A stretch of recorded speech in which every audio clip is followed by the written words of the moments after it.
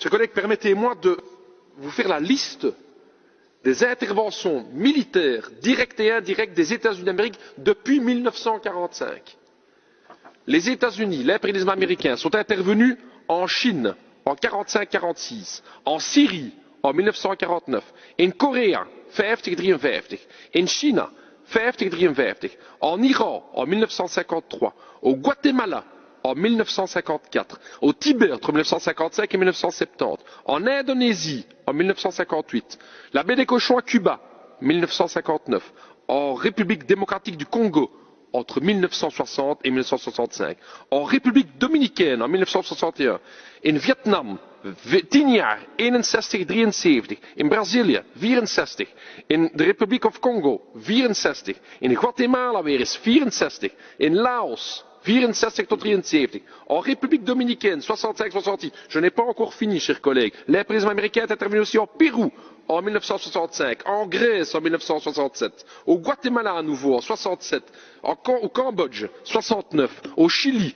avec la démission forcée par la CIA du camarade Allende en 1973, en Argentine en 1976, en Angola les troupes américaines en 76 jusqu'en 92, en Turquie en 1980, en Pologne en 1980, en El Salvador 81, Nicaragua 81, Cambodge 80 95, le Liban, la Grenade, la Libye en 86, en Iran en 87, les États-Unis d'Amérique sont intervenus en Libye en 89, aux Philippines en 89, au Panama en 1990, en Irak en 1991, en Somalie entre 92 en 94.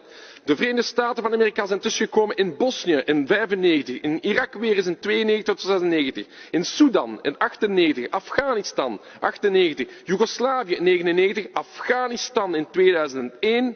Les États-Unis d'Amérique sont encore intervenus en Irak entre 2002 et 2003, en Somalie en 2006-2007, en Iran entre 2005 et aujourd'hui, en Libye en 2011 et au Venezuela en 2019. Qu'est-ce qu'on a à dire à ça, chers collègues? Qu'est-ce qu'on peut dire qu'une puissance aussi dominante au niveau du monde est intervenue dans tous ces pays?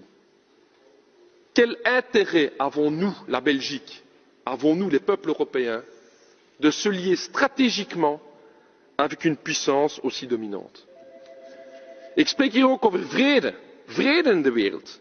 Vrede in de wereld. Ik heb hier al de interventies gehad. Om die interventies te doen hebben de Verenigde Staten van Amerika een van de grootste militaire budgetten van de wereld. $732 miljoen aan investeringen in wapens en een leger. 732 millions de dollars.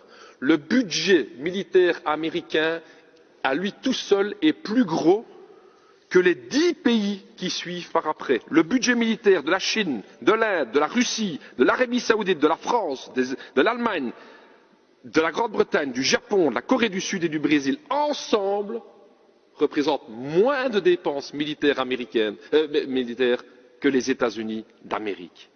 Je vous pose la question, qui est un danger pour la paix dans le monde? Wie is een gevaar voor vrede in de wereld?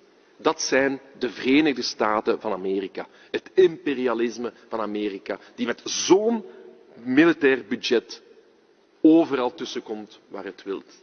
Je vous rappelle, chers collègues, que l'intervention des États-Unis d'Amérique en Irak et l'embargo qui a suivi a coûté la vie à 1,5 million d'Irakiens. Comment pouvons-nous encore avoir un partenariat stratégique avec une puissance qui est responsable de la mort d'1,5 million de travailleurs et d'enfants irakiens? C'est ça la question. Pour le quart de la moitié de ce qui réaliserait d'autres puissances dans le monde, on appellerait à des sanctions, c'est scandaleux. Et ici, on se tait. Ici, on se tait. Parce que ce sont les États-Unis d'Amérique.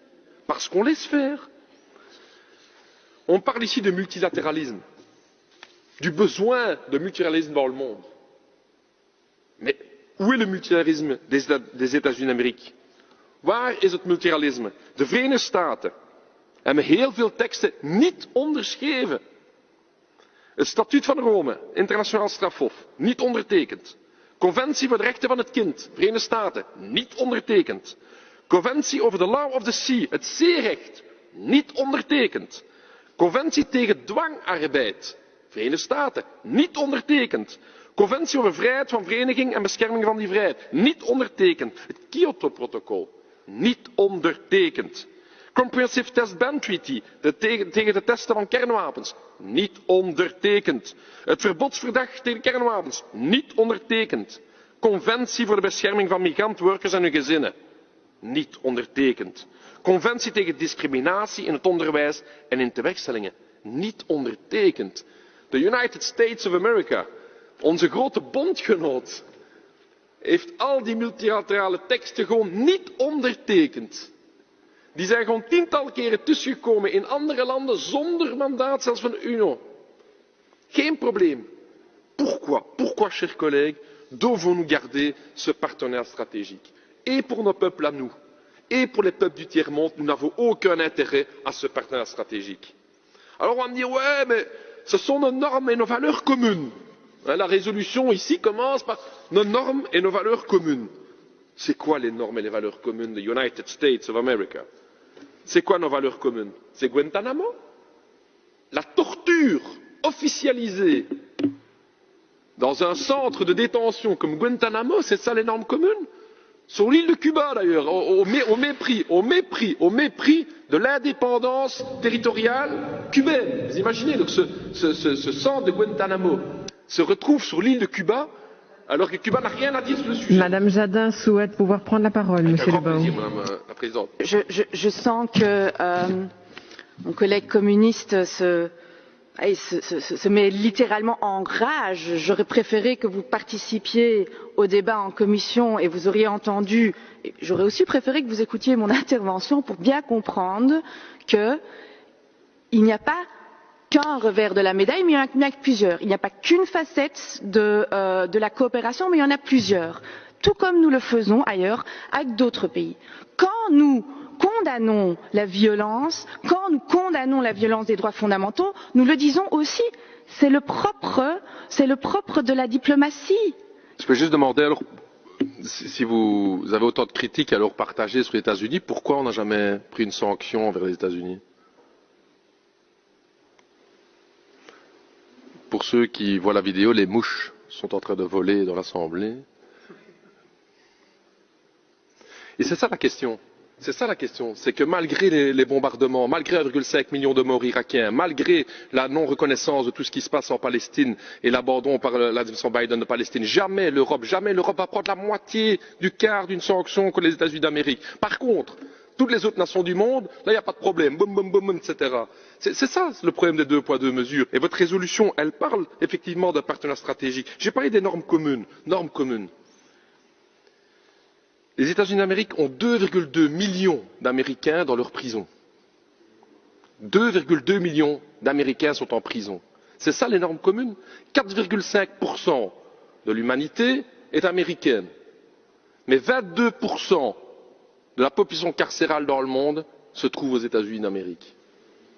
C'est ça les normes communes. C'est ça les fameuses normes communes qu'on parle avec les États-Unis d'Amérique. Le nucléaire, l'armement nucléaire. L'administration Biden annonce un remplacement de l'ensemble de l'arsenal nucléaire américain à hauteur de 1,7 milliard de dollars. Où est le danger pour le monde? Les relations entre États. Permettez-moi quand même de parler des relations entre États. Il y a 3 semaines, enfin il y a qu'à 5-6 semaines, tout le monde parlait ici d'un hacking. On n'avait aucune preuve, mais ça venait de la Chine. Les Chinois avaient hacké le Parlement européen. Oh, tout le monde en parlait, c'était le branle-bas de combat. Mais que font les États-Unis d'Amérique? Les États-Unis d'Amérique, tout simplement, ils mettent sous écoute téléphonique officiellement nos premiers ministres. Madame Merkel, toutes ces conversations, via le Danemark, la NSA américaine, met l'ensemble de nos premiers ministres sous écoute. Que fait l'Europe? Rien du tout, rien du tout, non, sorry, on va essayer de parler pas trop vite la prochaine fois au téléphone, comme ça vous entendrez mieux nos conversations. Edward Snowden nous apprend que les États-Unis d'Amérique, via le programme PRISM, filtrent l'ensemble de nos communications par mail européennes. Tous nos mails, que vous envoyez ici les uns les autres, hop, ça passe par les États-Unis, hop, ça revient, c'est filtré. on dit rien, on dit rien. Pourquoi? Parce que c'est les États-Unis d'Amérique. Pourquoi ce deux poids deux mesures? Pourquoi laisser passer ce genre de questions-là? Donc, mes chers collègues, je pense, et je clôturerai par ça, nous sommes dans un moment historique particulier, avec un grand danger au niveau du monde, et je reprends des penseurs marxistes qui me tiennent vraiment bien à cœur, justement, effectivement, parce que je trouve que les analyses faites au début du XXe siècle semblent être pertinentes. Et je trouve que ce qu'un mec comme Lénine disait sur l'impérialisme était intéressant. Il parlait de la fusion entre le capital bancaire et le capital industriel. Et comment ce capital financier, qui était apparu au XXe siècle, avait une vocation hégémonique sur le monde.